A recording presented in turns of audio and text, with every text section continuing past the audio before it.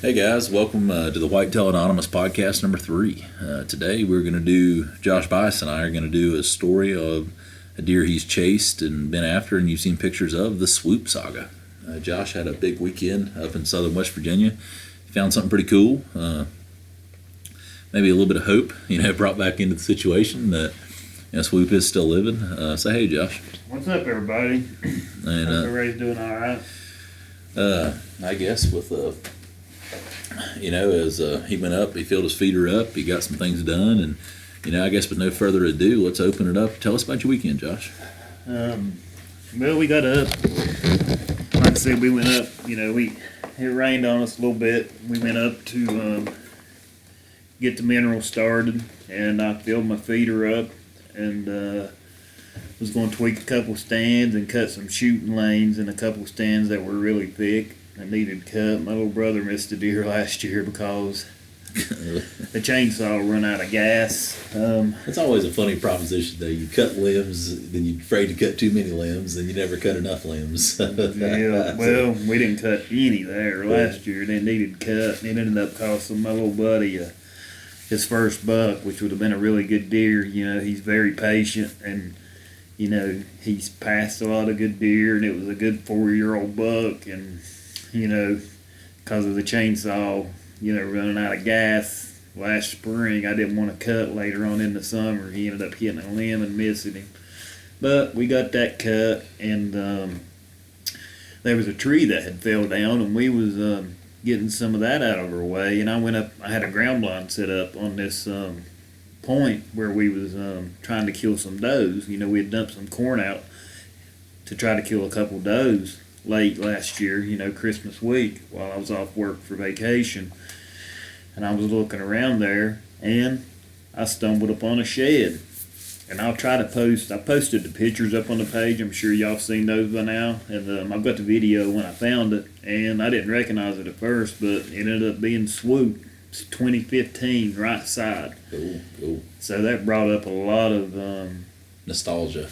Yeah. Yeah, thinking about a previous moment. That's a little bit of hope. Yep, and because if anybody's followed the page, a lot of you guys know that, Swoop went MIA in October of this year, and I'm hoping that maybe, he's, in my opinion, Swoop is 9.5 years old this year. I'm no biologist, I don't know for a fact, and you all know each deer is different. They're hard to judge. They're, once they mature, it's hard to judge how old they are. I'm just going off of, the years of pictures I've had of him, his body size compared to a couple other deer. Better known age. And his time length. Yeah, his time length this year was like, his G2s were maybe 4.5 to 5 inches long. He was tiny, but well, I guess let's start it here. When did you? I guess Swoop started in 2014, right? That was the first year of Swoop. Yeah, 13, 14. I went up and made a new mineral site. Found this area that a lot of people, like I said, a lot of people drove by this place and overlooked it, and it would shock some people if they actually knew exactly where I was hunting, because it's an overlooked place. And anyway, I went in there, and there's this high knob hub. On one side there's a strip job off to the east, kind of northeast of it, and it's all strip land. And then there's a high knob hub there where a few points come in together. I made a big mineral site there, and right off the bat, early July, we started getting 2 really good mature deer. One was a buck I called Holyfield, who I ended up killing later on that fall. And the other one was Swoop. Both of these deer were about the same size, and I've mentioned in another podcast that Holyfield was aged at 7.5 or 8.5, but the people, the biologists and taxidermists and people who looked at him said he was more than likely 7.5. So based off that, Swoop looked almost identical, and with the size of his antlers. I know that don't mean everything with some deer just don't have the genetics to produce big antlers. But anyway, I was assuming Swoop was 7 years old. He's probably, at this year, 2014, he was probably 145 inch deer, and he was probably 23 inches wide. I'm going to say he could be 24, but I think he's 23. Yeah, and his frame is just awesome. And naming deer. This is the first year I really started getting into naming deer, and I kind of name them based off the first thing that comes to mind. Something that sticks. I'll start referring to them as like the swooping. That buck with the swooping beams. Double D, 2 drops. Double D's. Double drop, flyer drops, and Holyfield. I named Holyfield because he had his ear tore off. Well, Swoop, his main beams at the end, they swooped up. So naturally, it got shortened from that swooping beam buck to Swoop. And, everybody in the area, there's a few people that hunt right there, and we're kind of tight knit. We all call him Swoop. Well, one of my buddies called him Brutus, but I think he's eventually come around and started calling him Swoop as well. But anyway, we started getting pictures of this deer, and Holyfield was a regular. Holyfield was in there every day, every other day, and Swoop would show up probably twice a week, sometimes once every 7 to 10 days. He wasn't in there as much as Holyfield, but he was in there a lot. And we had pictures of him all summer, great pictures. Some of the best pictures I've ever got of Swoop came from that summer. Well, and about the time that they shed velvet, Swoop just went MIA. And I never seen him at all that fall. Never seen him on the hoof. Never had a trail cam picture of him. And I was running, at that time, I probably had 8 or 10 trail cameras running. Excuse me. And I never got a picture of him. So I knew that, he had shifted, once it went into the fall, I wasn't in. Initially, I knew I wasn't, his home range wasn't right there. I knew I was right on the fringe because of how he was showing up. He was only showing up, like I said, a couple times a week, and maybe not even that, maybe just once every 7 to 10 days. So I knew I wasn't in his home range like, Holyfield. It was right in Holyfield's core range because he was there daily at the latest every other day. So late in 2014, or actually early 2015, January 2015, I started shifting my cameras, trying to locate Swoop's, home range. Luckily, I caught one blurry picture of him in an area, probably half a mile, 3/4 of a mile away. And that's where I decided to go in and, study it a little bit, study the topo maps, and I found a place to make a mineral site. So going into the summer 2015, I made that mineral site, got it set up there, and one of the first deer I started getting there was Swoop. And he had went downhill a little bit. His rack wasn't quite what it was in 2014, and he probably wasn't even, 125-inch deer as far as net. He would have never netted Pope and Young, and he may have grossed 130, 135 at most, but he was still really wide. He had 6-inch bases, I measured his bases off the shed I found the other day. And, he was a great deer just because of his age. And I think he was 8.5. That's my personal opinion. Again, I'm no biologist or whatever, but just my opinion. I think the deer was 8.5 this year, 2015. And I knew we was closer to his core range because he was showing up a lot more. His pictures and sightings had doubled this year. So we had a lot of hope that, we was going to get a chance at him this year. Well, come in the fall, September rolled around, I started getting nervous, being afraid that once his, once they started shifting the ranges and he shed velvet, that he was disappeared. So when I first got the first picture I'd ever got of him with his velvet shed, I was stoked because I knew that, there's a really good chance he's going to stick around now. And he did. Not only did he stick around, but, we started getting a few daylight pictures of him in that area. So I didn't start, but because I'm not there enough to do a whole lot. I'm only up every 6-7 weeks. But come early October, I started putting cameras out in different locations where I thought I could catch him. And I did. And I started putting a little bit of a pattern together, and I'd started using Deer Lab, that year, earlier in the year, and uploading. So I didn't have just a few pictures of Swoops in the year before, but I was trying to use Deer Lab and get a good read on him through it, but I just didn't have enough intel on him yet to put much together. But we hunted him pretty hard that year, but I had a trip in Indiana, so I ended up going to Indiana. Me and my buddy Steve Bella went to Indiana, and Steve ended up killing a really good 8-point up there that we both shot. Steve put a killing shot on him, and he came by me, and I just put another arrow in him, and we was up there the first week in November. So after that, I had to come back, and I went back to work for a few days, and then I went back to West Virginia to hunt.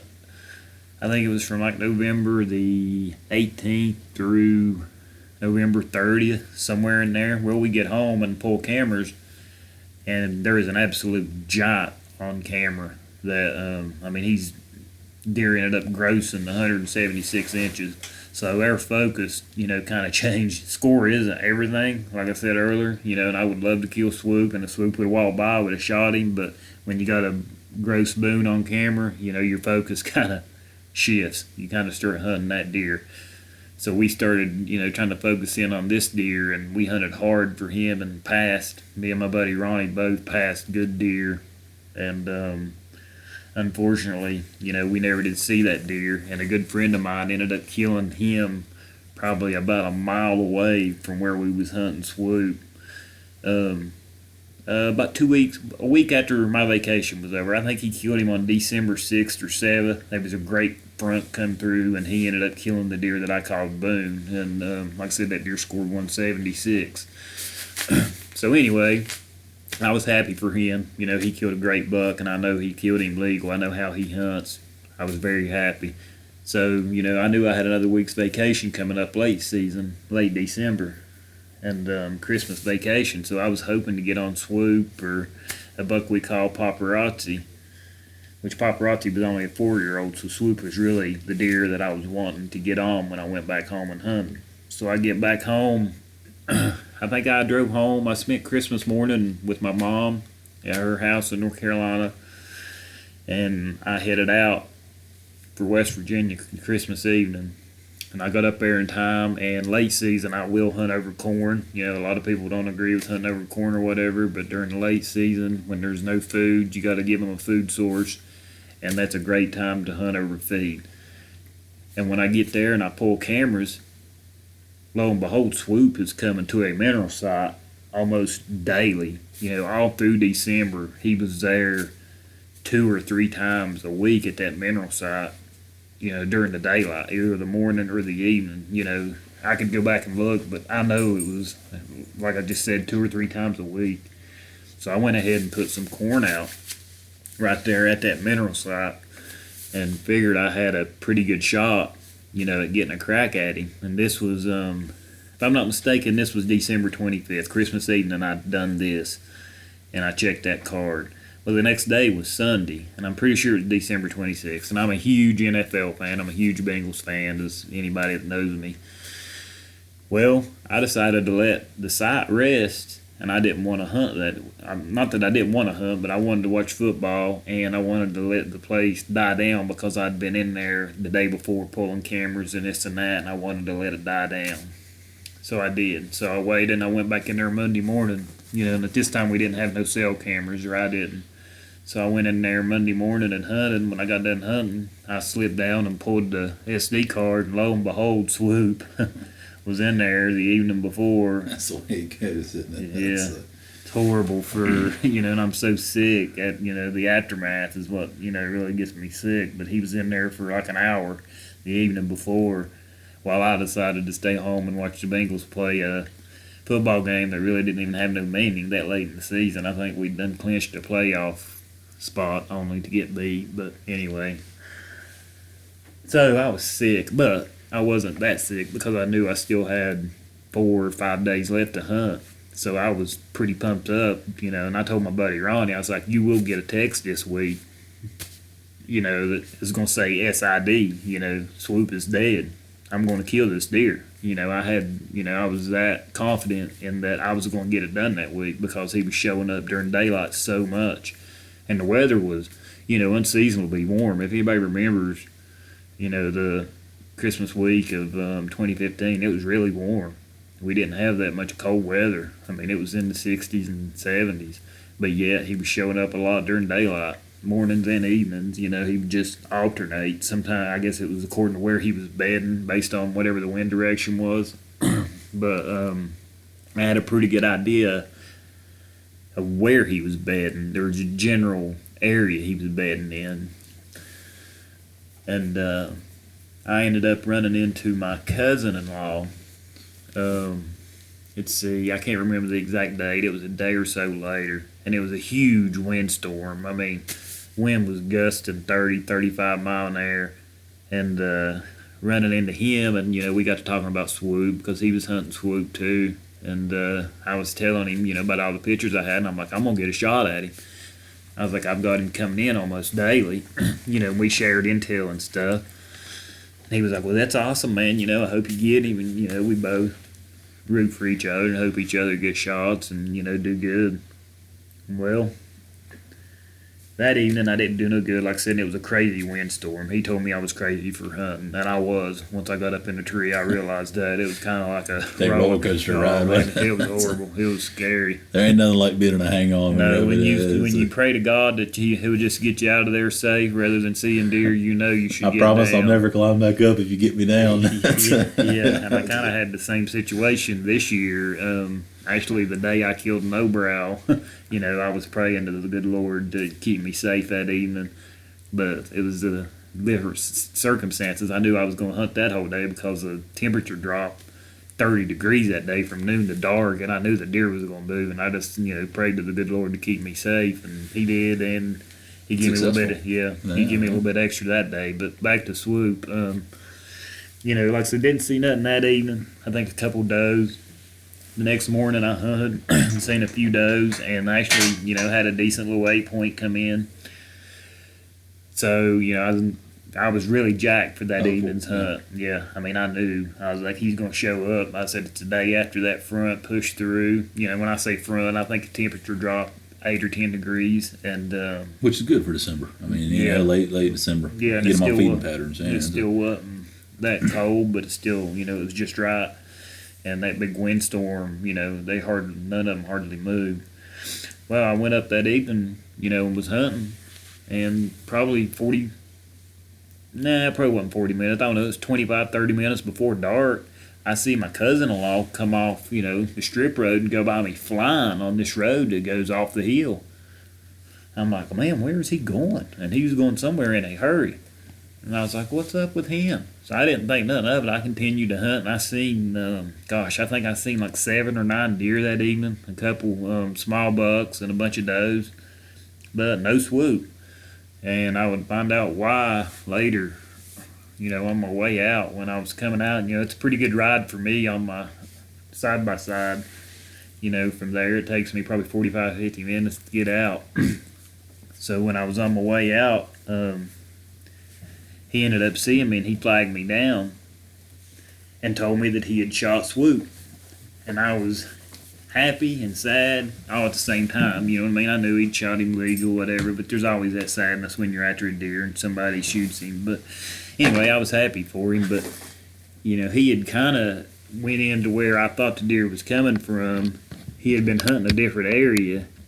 He'd got in there late and had kind of come in and went to where I thought the deer was bedding at, and he didn't mean, he kind of short stood me, but he did not mean to short stand me. Let me make that clear. He, some people, may think that he meant to do it or whatever. He did not mean to do it. He just was running late and didn't have nowhere to hunt. He went up, he parked his four-wheeler, got off his four-wheeler, walked around an old logging road, and it just so happened. That's where he was. Yeah, swoop was bedded out that way and had got up and was coming out, and he was going the way they travel right there. They come out this logging road, and they drop down a point and drop through a low gap, and they come right down into where I was hunting at this low gap. Well, anyway, he was there, and he shot him, knocked him off his feet, and the deer run. He said he thought he heard him fall. I was like, awesome. He was like, well, I'm going to get him tonight. I was like, yeah, you should, whatever, because you didn't see him fall. You ain't sure. You thought you heard him, but whatever. So he gave him the night.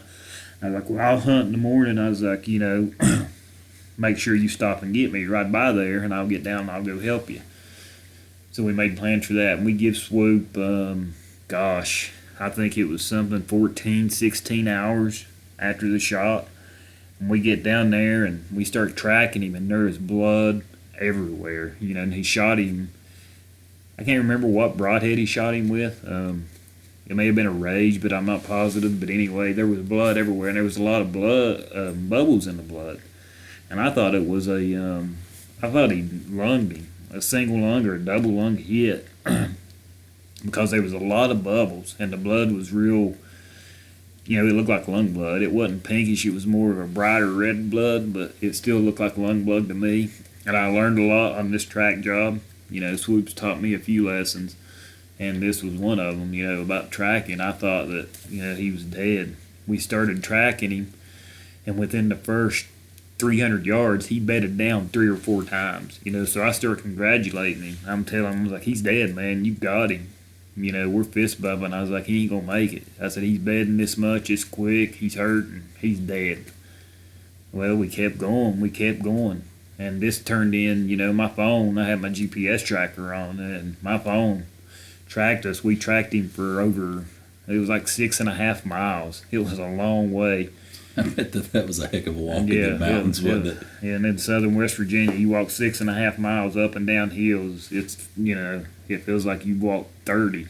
I've told the story too. He kind of circled back around on you, didn't he? Yeah, and when you say 6.5 miles, people normally think straight line, but 6.5 miles, he just went around.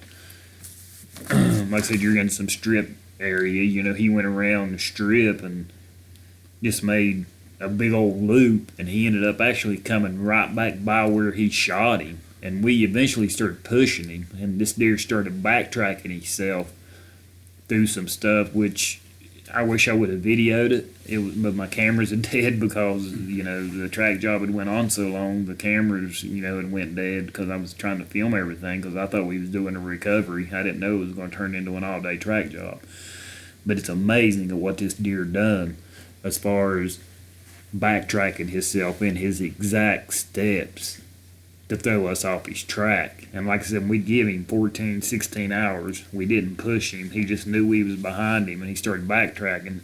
And I knew he was in trouble when he started going up, rock cliffs. He started going up stuff that was almost 90 degrees. It was crazy how steep it was. And I told him, I was like, man, I don't think you're going to, he ain't going to die. We're not going to find him. He may die, from the shot, but he ain't going to die today. I said it may be infection, and it sucks. And everybody, it's happened to every one of us, and it's heartbreaking when it does happen. Yeah. So every bow hunter's made a bad shot. And John has, and I'm sure it won't be the last. And it sucks. I got sick over the doe I shot earlier this year and just made a bad shot. And it just ate me up for hours. I know the feeling. Yeah, and it's let alone with a deer that we had that much history to and put that much time into, and to do it that way. But like I said, we ended up tracking him that far, and he ended up walking right back by the exact spot where he shot him from. And he ended up crossing an old haul road and went down into another area. And, by this time the blood was very sparse. He was, we was having to really work for just droplets of blood. And it was rough finding blood, and we ended up losing it.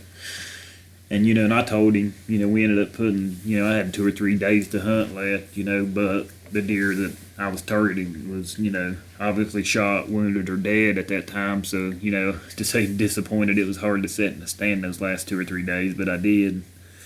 And I told him, I said, just keep, I said, run down in there. And, I gave him the lock to my camera and stuff, and told him, I was like, just keep pouring the feed to him down in there. I said, if he's alive, he'll come back to there, and you'll know. And sure enough, on January 1st, he showed back up, and you could see where he shot him. And he didn't shoot him nowhere near the front end where we thought. He shot him far back and high, right in front of the hip, and kind of, I guess I would say maybe in the back strap, in the main back part of the back strap, and just above everything. He couldn't have missed his stomach by much. And I was like, man, I don't know. We still wasn't sure if it was going to kill him or not. And he ended up dropping his shed, I think, on January 18th. The shed that I picked up the other day that, wanted me to tell this story and just get Swoop's, the Swoop Saga out there, and hopefully it still continue. But we we were hopeful because, like I said, we ended up running cameras and kept corn out, and we counted the days he lived for 2 weeks, 3 weeks, a month, until he finally dropped both sides, and then the camera went dead and we quit feeding. So then that goes in to the summer of 2016. Summer of 2016, and we're excited. We're hoping he made it. And sure enough, late May, this really wide buck shows up, but he's a 10 point, which is odd. And I'm like, man, it's got to be, Swoop's offspring, something, but ended up being Swoop. And he had turned into a 10 point and had probably one of his prettiest racks ever, yet it wouldn't score as much. And in my opinion, he's 9.5 years old at this time, and his G2s are, like I said, maybe 4.5, 5 inches long, but he's just beautiful. The big, wide, perfect, symmetrical, probably 23. Go back and look at the videos of him eating that mineral and swooping side to side. Yeah, there's a lot of go to the Calculated Killers page, and there's a lot of pictures and videos of him up there. He is just beautiful. Go into when he disappeared, Josh. And then he, and you could watch him in some of them videos. He's walking slow, and he just don't look like but he's an old man. Like I said, I know he's at least 8 or 9. So we had pictures of him all summer, and then the deer that he had run with a lot in 2015, which is the deer I killed this year called No Brow, they had the same home range and core range. Those two were together a lot, and No Brow broke his third beam off around mid-October 10th or October 12th. The last picture we got of Swoop was around that same time, and that's the last time we seen Swoop. So I'm hoping that Swoop got pushed out of the area by No Brow and just being so old that he just, didn't want to deal with the fighting or whatever. And there's so much acreage there that he could be there, and he just not got him on camera. He's done it to me before. As I said, in 2014, he disappeared for almost a year. So we're very hopeful he's still alive, but there is some other concerns, the shot, his age, and there was an EHD outbreak, some kind of disease, and I think it was EHD in that area this year, so we could have lost him to that. I have kind of looked for his remains and haven't found him yet, but we're hoping that, maybe this summer, here in a couple months, that he'll show up on camera. But we're running short on time, guys, so I'm going to have to cut it short there. I just wanted to tell a little bit about Swoop and let everybody know, why, this deer means so much to me. Like I said, we've got a lot of history with him, and he is very old, and I would rather kill him as any deer that I've hunted up there. Yeah, just because of his age. He's a true trophy. You don't mountain monarch. Very rarely do you get a chance to hunt a buck that's 6+ years old. Yeah. 7+, let alone 8+ or 9, or he could be even older. I would love to know how old he is, honestly. And well, maybe we'll have an opportunity in this year. Guys, we're going to have a few podcasts like this of people telling stories on deer. Deer they've killed, deer they've chased. Some special stories that you really neat stories to talk about. I hope you get an opportunity at Swoop. I really do. I'd love to see him in person, see him. And yeah, I'd like to see anybody in my group kill. It ain't got to be me. I would just like to see somebody, get an opportunity. Yeah, and I hate to say that, the end of the deer's life, but we cherish them. We love them. We love chasing them. So I would just like to see it, come full circle and somebody gets to celebrate him rather than, him just passing and nobody ever finding him. Yeah, well, good deal. Hey, have you got questions for Josh about this story, or you want the whole extended version? I know we kind of got to cut it short for upload times and podcast times, but Josh here to answer questions. Shoot him a message on the Calculated page. Go to the Calculator, my personal page, or you can go back through and look at pictures from him from 2014, 2015, and 2016, and look at the videos. They're all labeled. You just got to go to the pics on the Calculated Killers page, and you can check him out. All right, good deal, guys. Thanks for tuning in to the Whitetail Anonymous podcast number 3, the Swoop Saga. You guys have a good night.